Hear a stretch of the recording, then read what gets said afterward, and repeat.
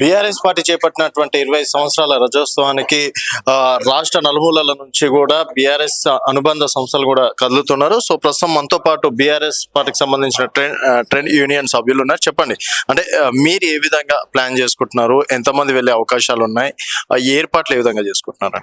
మేము కార్మికులకు సంబంధించినంత వరకు ఈ రజతోత్సవ సభలు వరంగల్లో ఏదైతే జరుగుతున్నాయో దాన్ని జయప్రదం చేయటానికి మొత్తం మా అనుబంధ సంఘాలు, మా జిల్లా కమిటీలు, మా రాష్ట్ర కమిటీ, మా వివిధ రంగాలకు సంబంధించిన రాష్ట్ర కమిటీలు అన్నీ కూడా గట్టిగా ప్రణాళికలు వేసుకొని కార్మికుల ఉద్యోగుల దగ్గరికి వెళ్ళి ఈ సభ యొక్క ప్రత్యేకతలు చెప్తున్నాం.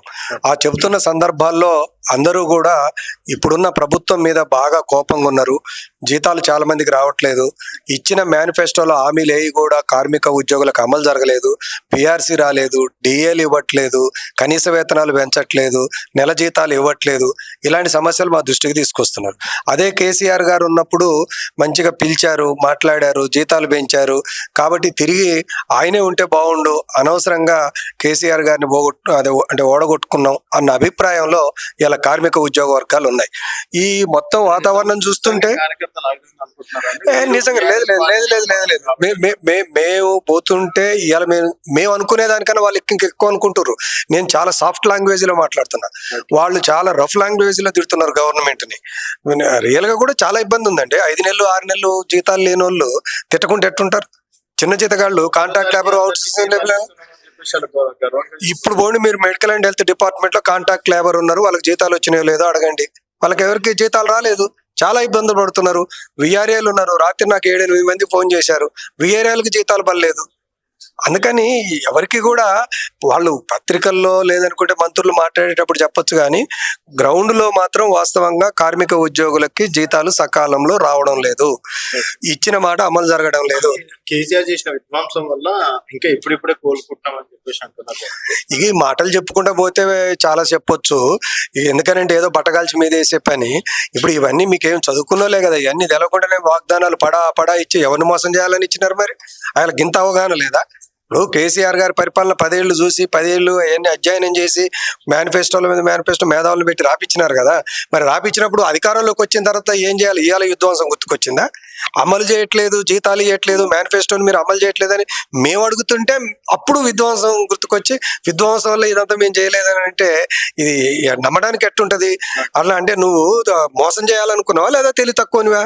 ఎందుకు ఆ రకంగా మేనిఫెస్టోలో పెట్టి మరి అలా విధ్వంసం వల్ల దాన్ని నేను అమలు చేయలేకపోతున్నానని అంటున్నావు? ఇంకోటి, ఈ రజతోత్సవానికి ఇది టిఆర్ఎస్ పార్టీ 20 సంవత్సరాలైన సందర్భానికి చేస్తున్నారా, లేకపోతే బీఆర్ఎస్ పార్టీకి సంబంధించి చేస్తున్నారా? అసలు టిఆర్ఎస్ పార్టీ లేదు కదా అంటే టిఆర్ఎస్ బిఆర్ఎస్ రెండు వేరు కాదు. టిఆర్ఎస్ అనేది మొదటి పార్టీ, ఆ తర్వాత జనరల్ గా పార్టీ కౌన్సిల్లో పేరు మార్చుకొని అట్లా దానికి దీనికి ఏం సంబంధం లేదండి. తెలంగాణ మీద హక్కులు ఎందుకు కొనిపోతారు? ఓ పార్టీ అలా ఏర్పడ్డ పార్టీ తెలంగాణ ఏర్పాటు అనేది ఒక ప్రధానమైన లక్ష్యంగా పెట్టాను, ఫోకల్ పాయింట్ అది. కానీ దాని వెనకాల ఉండే అనేకమైన ముఖ్యమైన పాయింట్లు ఉంటాయి కదా. తెలంగాణ సాధించడం అనేదేమో ఒక రాజ్యాధికారాన్ని సాధించిన తర్వాత అందులో వనరులను అభివృద్ధి చేసుకోవటం, ఉద్యోగ అవకాశాలు కల్పించుకోవటం, ప్రజల అభివృద్ధి చేసేటట్టు చేయటం, అనేక టాస్క్స్ ఉంటాయి.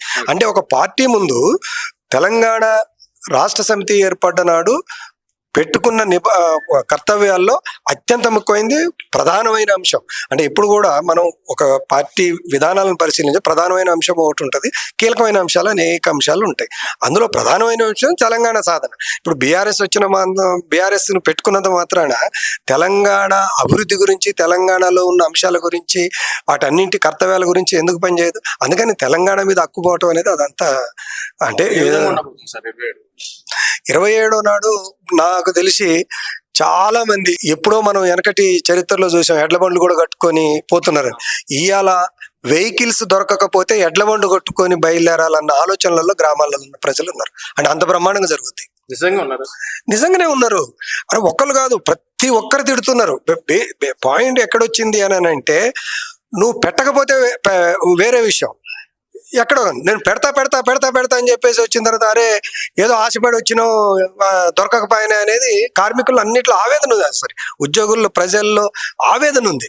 ఇప్పుడు సమస్య ఎక్కడ ఉంది అని అంటే, వృద్ధులకి ఎంతో కొంత వచ్చింది పెన్షన్, నువ్వు ఎక్కువ ఇత్తనన్న తర్వాత ఇప్పుడు ఉన్నది సరిగా రావట్లేదు అనేది వచ్చినప్పుడు బాధే వస్తుంది కదా. అది అలాంటివి అనేక అంశాలు ఇక్కడ చెప్పుకుంటూ పోవచ్చు. ఏమైనా గ్రౌండ్ లో మేము మాట్లాడుతున్న భాష కన్నా ప్రజలు ఇంకా సాధారణ భాషలో రఫ్ లాంగ్వేజ్ లో మాస్ లాంగ్వేజ్ లో ప్రభుత్వాన్ని విపరీతంగా తిడుతున్నారు. జనరల్ గా సభలు జయప్రదం కావాలనంటే పెద్ద ఎత్తున ప్రణాళికలు వేసుకొని గ్రౌండ్ లో నెట్వర్క్ చేసుకొని మొబిలైజ్ చేసుకోవాలి. ఈసారి బీఆర్ఎస్ పార్టీకి గాని నాయకులకు గాని కార్యకర్తలకు గాని బరువు చాలా తగ్గిపోయింది. ఎందుకు తగ్గిపోయిందంటే ఊక పిలిచాల్సిన పనిలే.